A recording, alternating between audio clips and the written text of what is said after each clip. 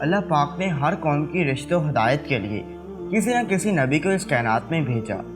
قرآن و حدیث میں جن انبیاء کرام کا ذکر ہے ان کی تعداد 100 کے قریب ہے، جبکہ اللہ پاک نے تقریباً 1,24,000 پیغمبر اس کائنات میں بھیجے۔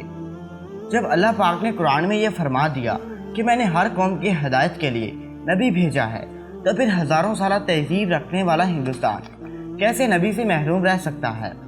ہندوؤں کی مشہور مذہبی کتابوں میں ایک خالق و مالک، جنت و دوزخ اور آخرت کا تصور موجود ہے۔ اس کے علاوہ سرور کائنات فخر دو جہاں حضرت محمد صلی اللہ علیہ وآلہ وسلم کے بارے میں بھی وعدے اور پیشن گوئیاں ہندو مذہب کی کتابوں میں موجود ہیں، جو کہ الہ آباد یونیورسٹی بھارت میں بطور پروفیسر خدمات انجام دے رہے ہیں۔ انہوں نے ہندی زبان میں کتاب کلکی اوتار اور محمد صاحب کے نام سے لکھ کر بھارت میں تہلکہ مچا دیا ہے، جس کا بہت سی زبانوں میں ترجمہ بھی کیا جا چکا ہے، جبکہ ہندوؤں کے بڑے بڑے پنڈت بھی اس کتاب کو جھوٹا ثابت کرنے سے قاصر ہیں۔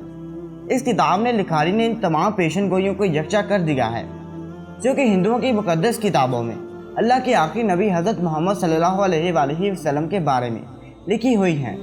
ناظرین گرامی، ہندوؤں کا یہ عقیدہ ہے کہ برائیوں کے خاتمے کے لیے 10 اوتاروں یعنی پیغمبروں نے اس دنیا میں آنا ہے، جس میں سے 9 پچھلے 3 یوگ یعنی اتوار میں آ چکے ہیں، اور اب آخری دور یعنی کلیوگ میں کلکی اوتار یعنی آخری نبی کو آنا ہے۔ جبکہ ہندوؤں کا یہ بھی ماننا ہے کہ کلیوگ کئی ہزار سال پہلے سے شروع ہو چکا ہے اور دنیا کے تباہ ہونے تک یہی دور رہے گا۔ اس لیے اب ہندو کلکی اوتار یعنی آخری پیغمبر کے منتظر ہیں، جس کی خبر ان کی تمام مذہبی کتابوں میں مذکور ہے۔ ہندوؤں کی جانی مانی کتاب بھگون پران میں لکھا ہے کہ کلیوگ یعنی آخری دور کا ایک بہت بڑا حصہ گزر چکا ہے۔ یہی وہ دور ہے جس میں بھگوان نے آخری اور طاقتور اوتار کو بھیجنا ہے۔ ناظرین گرامی، یہ یاد رہے کہ پیغمبر اور اوتار ہم معنی الفاظ ہیں جن کا تصور ہندو مذہب میں موجود ہے۔ بھگون پران کے اشروق میں کلکی اوتار یعنی آخری پیغمبر کی جائے پیدائش، خاندان اور والد کے بارے میں کچھ یوں لکھا ہے کہ وہ کلکی وشنو یش کے گھر شمبل کے مقام پر بڑے پروہت کے خاندان میں پیدا ہوں گے۔ ناظرین گرامی، اس پیشن گوئی کے مطابق کلکی اوتار یعنی آخری نبی جہاں پیدا ہوں گے اس کا نام شمبل ہوگا۔ ڈاکٹر وید پرکاش اپنی شہرت یافتہ کتاب کلکی اوتار اور محمد صاحب کے صفحہ نمبر 29 پر لکھتے ہیں کہ سنسکرت میں لفظ شمبل کو 3 معنوں میں لکھا جا سکتا ہے۔ پہلا یہ کہ شمبل کا معنی امن کی جگہ ہو، اور دوسرا یہ کہ وہ مقام جو پانی کے قریب ہو، اور تیسرا معنی یہ ہے کہ ایسی جگہ جہاں لوگ کھینچے چلے جا رہے ہوں۔ اور یہ سب جانتے ہیں کہ دنیا بھر میں مکہ کے علاوہ ایسا کوئی مقام نہیں ہے۔ اس پیشن گوئی میں دوسری بات یہ بتائی گئی ہے کہ کلکی اس شہر کے بڑے پروہت کے خاندان میں پیدا ہوگا، اور یہ بہت معروف حقیقت ہے کہ نبی کریم صلی اللہ علیہ وآلہ وسلم کے دادا جان جناب حضرت عبد المطلب قبیلہ قریش کے سردار اور بیت اللہ کے متولی تھے۔ اور زیر نظر پیشن گوئی میں کلکی اوتار یعنی آخری نبی کے والد کا نام وشنو یش لکھا گیا ہے۔ وشنو یش کی تعریف ہندوؤں کی مقدس کتاب رگ وید میں اس طرح بیان کی گئی ہے کہ وشنو کا معنی خدا ہے اور یش کا معنی بندہ یا غلام ہے، یعنی وشنو یش کا مطلب ہوگا اللہ کا بندہ۔ جبکہ حضور اکرم صلی اللہ علیہ وآلہ وسلم کے والد کا نام بھی عبداللہ یعنی اللہ کا بندہ ہے۔ اس طرح سے کلکی پران کے صفحہ نمبر 11 پر کلکی اوتار یعنی آخری نبی کی والدہ کا نام سومتی لکھا گیا ہے۔ سنسکرت میں اس کے معنی پرامن یا امن والی کے ہیں۔ اسی طرح کلکی پران میں کلکی اوتار یعنی آخری نبی کی تاریخ پیدائش کا یوں ذکر ہے کہ وہ چاند کے مہینے مادھو کی 12 تاریخ کو پیدا ہوں گے، اور اس بات میں بھی کوئی شک و شبہ نہیں کہ حضرت محمد صلی اللہ علیہ وآلہ وسلم کی ولادت بھی 12 ربیع الاول کو ہوئی۔ مہا بھارت میں کلکی اوتار یعنی آخری نبی کی 8 خصوصیات کو خاص طور پر بیان کیا گیا ہے، یعنی کلکی اوتار میں معرفت الہی، ضمت نفس، معزز حسب و نسب، الہام علم، متوازن گفتگو، شجاعت و بہادری، سخاوت اور جذبہ احسان مندی کوٹ کوٹ کر بھرا ہوگا۔ اور بے شک جو بھی سرور کائنات نبی آخر الزماں حضرت محمد صلی اللہ علیہ وآلہ وسلم کی سیرت مبارکہ کو پڑھے گا تو وہ یہ سمجھ جائے گا کہ یہ تو خصوصیات حضرت محمد صلی اللہ علیہ وآلہ وسلم کی ذات اقدس میں رچی بسی ہوئی تھی۔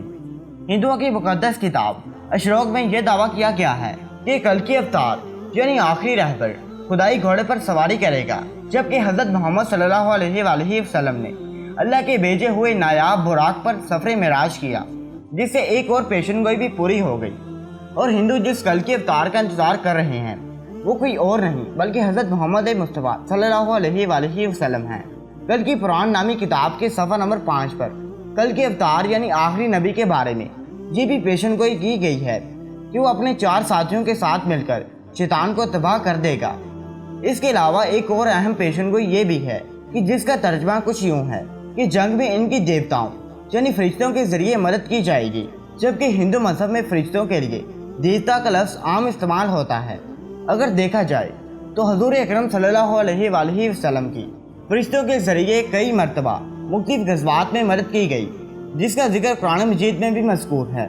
नाज़रीन इकरामी, हज़रत मोहम्मद सल्लल्लाहु अलैहि वसल्लम वो हस्ती हैं जिनके बारे में कदीम मज़ाहिब के मानने वालों को खुद इनकी मजहबी किताबों में खुली खुशखबरियाँ और पूरी इंसानियत के लिए मुसलमान लीडर की हैसियत से तस्लीम करने की हदायत की जा चुकी है, जिसकी बिना पर नबी करीम सल्लल्लाहु अलैहि वसल्लम की शख्सियत उनके लिए हरगिज़ अजनबी नहीं है, बशर्त ये कि वो अपनी मजहबी किताबों की इन गवाहियों से पूरी तरह वाकिफ़ हों। और तमाम मज़ाहिब की मुक़द्दस किताबों में मनवन इनकी पेशन गोइयाँ साफ अल्फाज में दर्ज हैं। हिंदुओं की मुक़द्दस किताबें जिस कल के अवतार की आमद की दुहाई दे रही हैं वो कोई और नहीं बल्कि आप सल्लल्लाहु अलैहि वसल्लम ही हैं, जिनकी आमद के बाद अब किसी नबी और रहबर ने नहीं आना। निजात इसी में है कि नबी आखिरुज़्ज़मा हज़रत मोहम्मद सल्लल्लाहु अलैहि वसल्लम और इनके पैगामात को दिल से मान लिया जाए। आखिर में नाज़रीन ग्रामी, आपको ये बताते चलें कि तमाम इंसान बशमूल हनूद यहूद नबी करीम सल्लल्लाहु अलैहि वसल्लम की उम्मत में दाखिल हैं। अगरचे जिन्होंने हजूर का नबी मानकर आपकी तमाम बातों की तस्दीक की, कलमा तैयबा ला इलाहा इल्लल्लाह मुहम्मदुर रसूलुल्लाह का इकरार किया, तो ऐसे लोग मुसलमान और उम्मत अजाबत कहलाते हैं।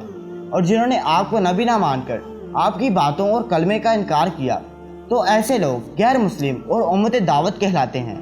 अल्लाह तबारक व तआला मुझे और इस वीडियो को देखने वाले को नबी करीम सल्लल्लाहु अलैहि वसल्लम की बादब ज़ियारत नसीब फरमाए और बरोज़े क़यामत हमें रसूलुल्लाह सल्लल्लाहु अलैहि वसल्लम की शफ़ाअत से बहरामंद फरमाए। आमीन सुमा आमीन।